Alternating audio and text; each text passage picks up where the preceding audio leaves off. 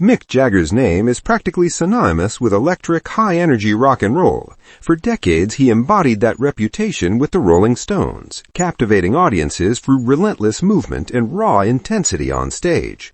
But just as Jagger demanded full commitment from himself and his band, he had little tolerance for artists he felt failed to deliver that same level of passion and musical discipline.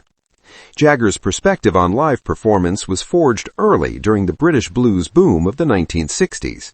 The Rolling Stones built their reputation by pouring everything into their shows, favoring grit and danger over polish. That mindset stayed with him as popular music evolved, particularly during the rise of MTV and increasingly synthesized pop productions.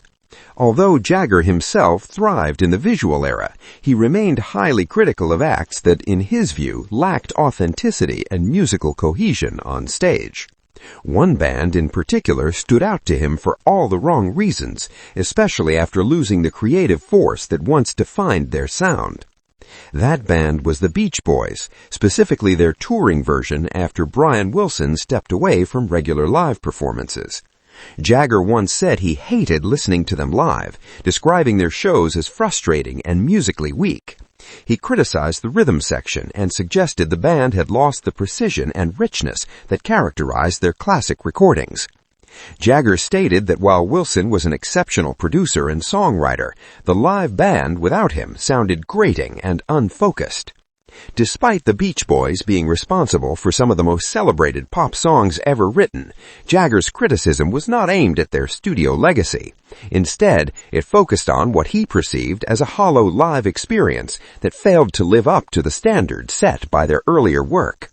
In his view, the performances had become more about nostalgia than musical excellence.